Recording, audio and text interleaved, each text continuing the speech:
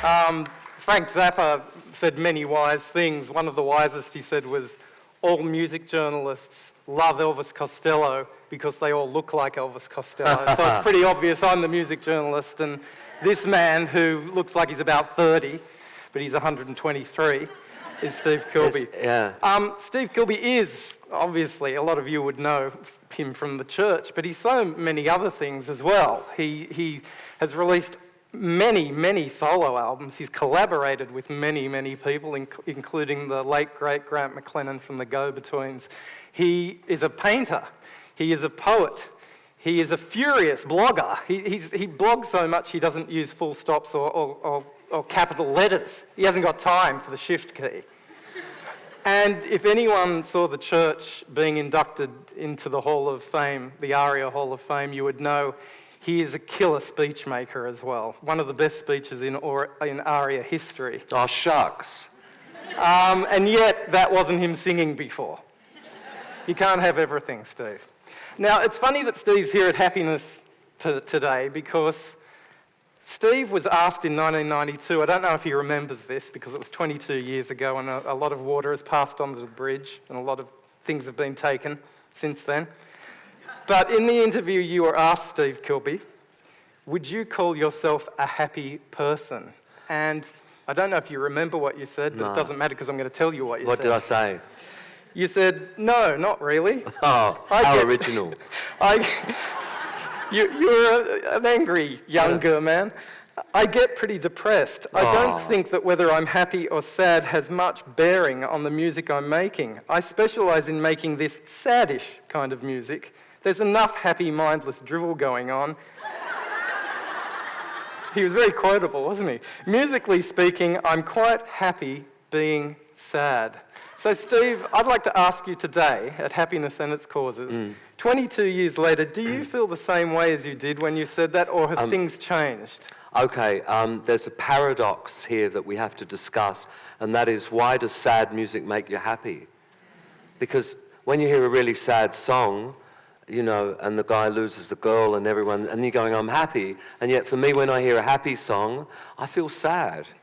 So I have to say, whether I'm happy or sad, I always try and make sad music to make you happy.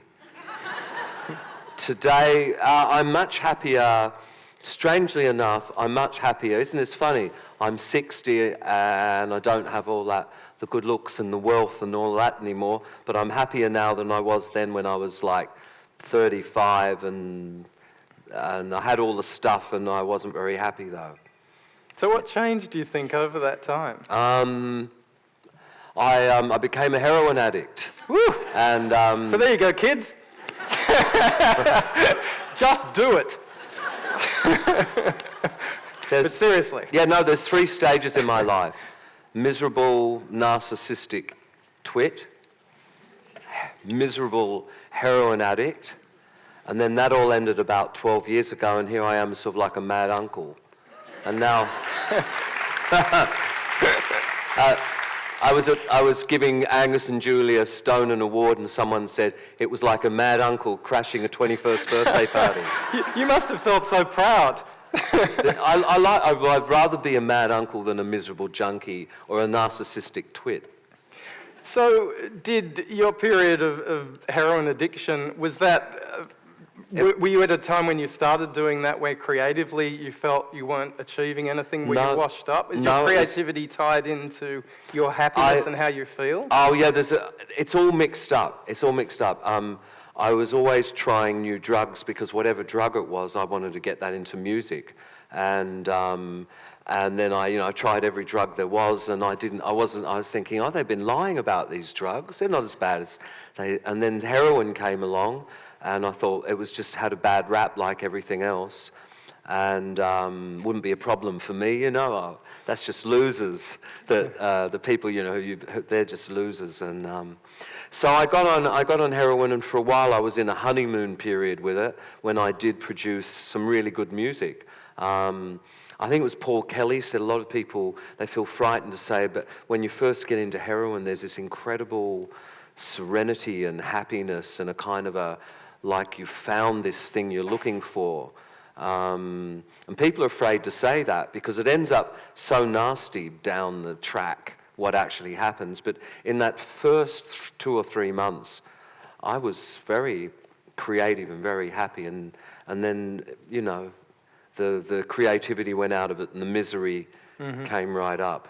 Right, and that's when you realise this possibly isn't the drug for me. Well, it was by the time I realised that I was well and truly in. I sort of had to do 11 years of it, 11 years, and when it was finally all over, I was at the end of that process, after being in jail and stabbed and chased and, you know, everything that could running away from cops in Sweden and, you know, getting through customs with a pocket full of opium and all the things I was doing and all the people who were after me and all the bad deals and running and ducking and weaving, all the stuff I did. When I sort of emerged out of the end, I was like, oh, I sort of have some compassion and mercy for the rest of the human race.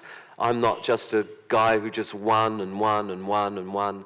Because I was winning and winning and I had everything I want and the universe was looking at me going, this guy's not learning anything. Like what's the point in this? He's just winning and winning and winning. And so it sent me heroin to sort of, I guess, take the rough edges off. Man, you wouldn't have had time to be creative with all of that running from the cops in Sweden, etc. I got mixed up in so many misadventures pursuing heroin. I went all around the world, and I arrived in some city, and I had to find where the heroin was. You know, it's like there was it wasn't like, oh, I don't think I'll have any today. It was like I had to have some. Yeah. So I ended up. Eventually, I moved to Sweden, and all my friends were prostitutes and thieves and pickpockets. Everybody. And this is a guy that was in the Australian music industry, so that was quite similar. Well, I was used to that. Yeah.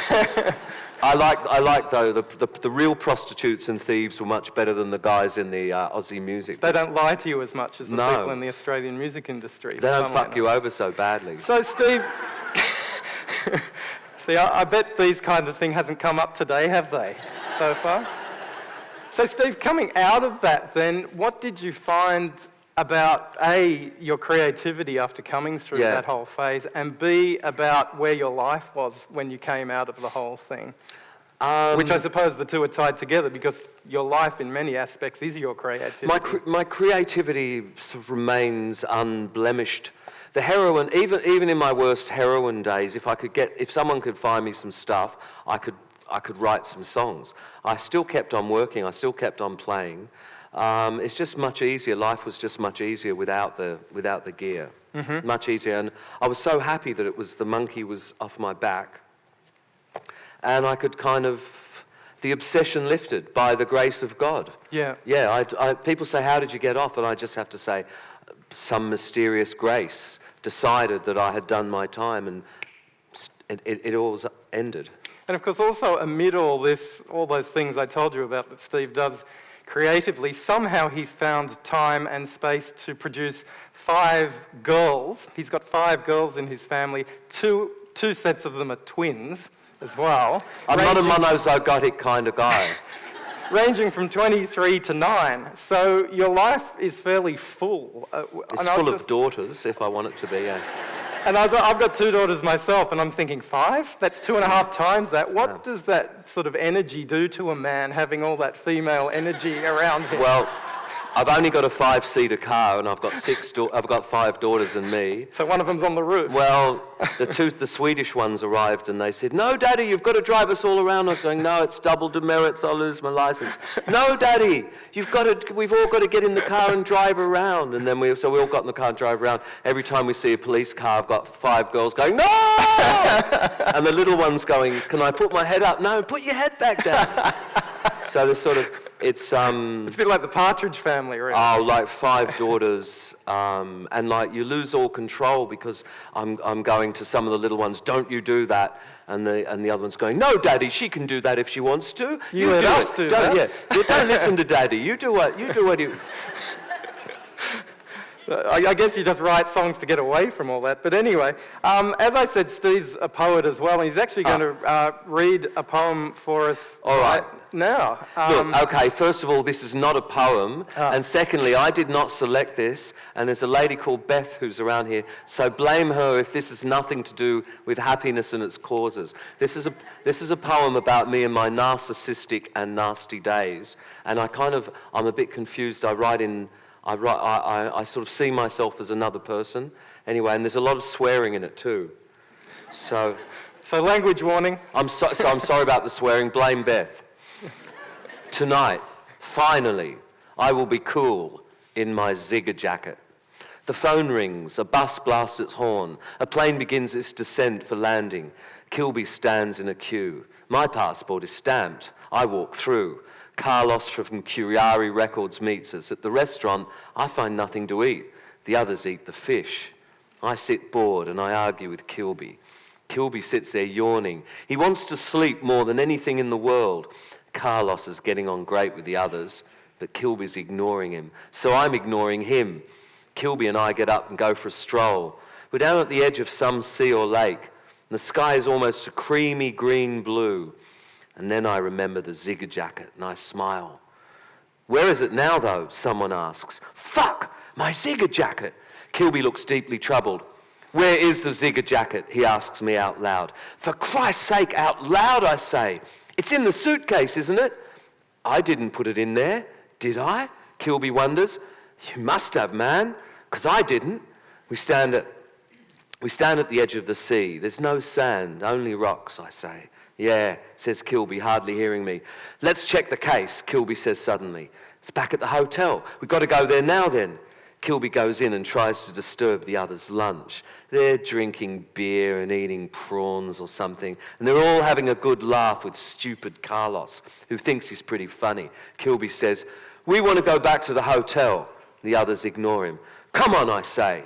They go on drinking and eating the disgusting crustacean bits. Kilbey and I take matters into our own hands. Which fucking hotel is it? Kilbey asks me. I take out my key. Mercury Gardens Hotel in the city. We bump along in some old cab. The driver strikes up a conversation with us. Kilbey asks all his usual question. What's the population of this city? Where did the driver learn to speak such good English? Kilbey and I exchange a wink in the mirror. He asks about the war, and the guy goes into some long, complicated and passionate answer. I see Kilbey's gotten put off and he doesn't listen to a word. The guy can see Kilbey's not listening, so he starts talking to me. Yeah, mister, that's too bad. Oh, fuck, I can't understand a thing he's saying. He's sure upset with some general or somebody. Eventually we get to Mercury Gardens. Kilbey jumps out and strolls away, leaving me to pay. There's some argy-bargy with the tip. I tell the guy to fuck off. The car drives off with a screeching of tyres. I gave him a tip, I said to Kilbey. Kilbey says, how much did you give the bastard? I hold up a note. I gave him 5 of these. Great, said Kilbey. You gave him a 10-cent tip. Fuck him if he can't take a joke, we roar in unison. Inside the hotel, the people don't like us. Kilbey looks like a real scruff in his get-up. His great big bag full of cassettes. At least I had a shave this morning. Kilbey's got red hair and black shadow. His face is pale, his nose is pink, and his eyes are blank. Give me the key, he says to me. I ain't got the key, I say. Didn't you check in already? He asks incredulously. There is a vague and imperious side of Kilbey I hate. We all do. He wanders around wishing out loud like some kind of fool prince on a picnic. I ain't got the key, I say one more time. Go to the desk then, he says. You go to the fucking desk, I say. Kilbey shrugs and goes to the desk. I almost feel sorry for him sometimes. He hates doing anything. For example, in Paris. Hey, Kilbey, we just arrived in Paris. Want to see the sights? Kilbey, no, I hate the sights. Hey, want to get some food? No, I hate the food here. I'm going to eat a sandwich I bought in Luxembourg. Hey, Kilbey, want to watch the TV? Kilbey, no, I hate TV. Hey, Kilbey, the soccer's on. Kilbey, I hate the soccer's on. Jesus, what a wet blanket. Kilbey checking in is a real piece of work. He's mumbling, checking all his pockets. He finds crumpled bits of paper, some of which he unfolds and reads before he sticks them back in his pocket. Do you know where my passport is? He snarls. Banger's still got it from the flight, I say. Kilbey says, fuck! And he goes into some spiel about something. And finally, they let him have the room key on his New South Wales driver's licence. It takes us a while out to figure out the key. Kilbey gets blustering, he tries to force it in. Look, like this, I say. The door opens. It's a nice room. The suitcase has already been delivered. The Zigger jacket, he says. I take the cassette player out and I play some David Neal. Someday, honey, I'm gonna find my way home. Kilbey looks perplexed. Where is it? I ask. Do you remember the combination, he said? The case has a combination lock. The silly sod's forgotten the combo. We sit there trying all the obvious combos. 666, 069, 013, 007. Finally, Kilbey spins all the dials, and the case pops open and explodes in socks and shirts and underpants and books and cassettes. Where is it? Where is it? Where is it? The fucking Zigger jacket, where is it? Kilbey just sits there shocked. I rummage through the case again and again. Kilbey gets on the phone. He insults the airline and the baggage handlers. He insults the country. He insults the staff at the hotel. He rings up Banger and he insults him. He finally slams down the phone. He starts insulting me. You know how much I love that jacket, he says. Why didn't you look after it a bit better, I say. This incenses him. He hurls the hotel dossier book thingy at me. Explodes midair in envelopes and menus and postcards. He goes into the bathroom and slams the door. A second later, he appears sheepishly. It's okay now, he says. What? It's okay, he says. I found this. He's holding the Zigger jacket in his hands. Oh, God, despite all the carry-on, I'm awfully pleased to see it. Wow, a work of true sartorial elegance. Can I wear it a little? I ask him. Sure, he says, his face softening. I put it on and I walk around the room. Looks good on, doesn't it? He says. Yeah, wow, it really does. Whoever wears this will be a true rock star. And then the unthinkable thing happens. We order up some food and I get guacamole all over the front of the Zigger jacket. Kilbey's so angry he can't speak. And then in a flurry of calls, Kilbey's moaning and carrying on. Eventually Banger comes around. Banger's our Australian tour manager. You and your fucking Zigger jacket, he says. They have a brief argument culminating in Kilbey asking Banger, what could be more important to you than my needs? Banger snorts with derision. Mate, he says, get fucking serious. And he slopes off with the jacket. That night at the gig, things are an all-time low. The jacket is supposed to have turned up, but it hasn't. Kilbey and I bicker with each other over responsibility. Banger tells Kilbey to be patient for the 100th time, and the others couldn't give a damn. Finally, just as the strains of the intro tape are dying away, some little foreign lackey from Curari Records comes running in the gig, holding up the Zigger jacket all wrapped up in dry cleaning plastic. Are you fucking happy now? Banger roars, and everyone laughs. Kilbey smirks and unwraps our jacket, and then his smile turns to a nasty frown as he tries it on, as he tries to try it on. It's shrunken to a small girl's size. Everybody tries to stifle a huge, inevitable laugh as he casts the shrunken garment on the floor in a cold rage. The guy from Curari Records makes himself scarce. The gig was a stinker. We never got asked back. Don't ever mention that fucking jacket to me again, or Kilbey. Just don't fucking mention it.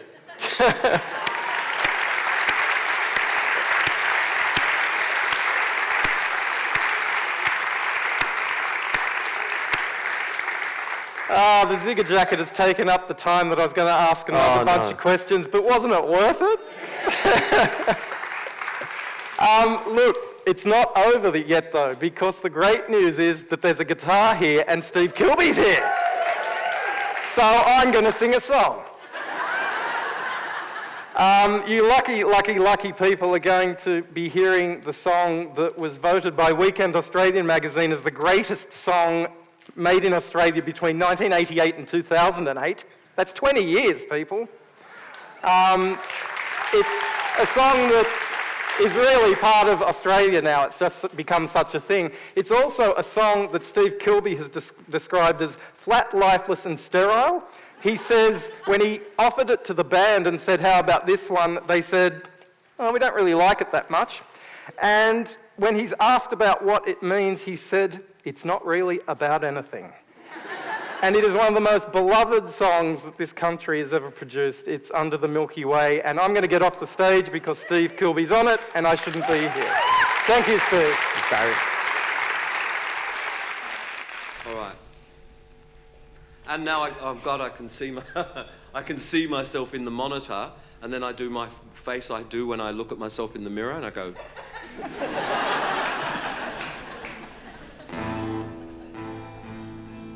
All right, here we go.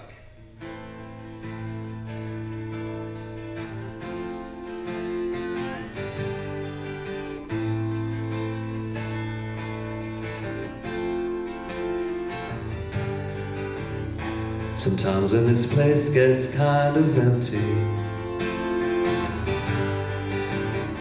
sound of their breath fades with the light. Think about loveless fascination under the Milky Way tonight.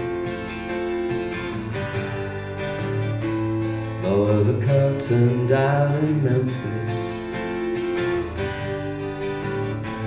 Lower the curtain down, alright. Got no time for private consultation under the Milky Way tonight. Wish I knew what you were looking for. Might have known what you would find. And it's something quite peculiar, something that's shimmering and white. Lead you here, despite your destination, under the Milky Way tonight. Wish I knew what you were looking for. Might have known what you would find. Wish I knew what you were looking for. Might have known what you would find. On the record, this has got a backwards African bagpipe solo. Anybody got one of those here? Put a backwards African bagpipe solo in the middle as a joke, and then someone heard it and thought it was a good idea. Things are often like that in the music industry. Here's the last verse, folks. And it's something quite peculiar, something that's shimmering and white. Lead you here, despite your destination, under the Milky Way tonight. Wish I knew what you were looking for. Might have known what you would find. Wish I knew what you were looking for. Might have known what you would find. Thank you very much. Be happy.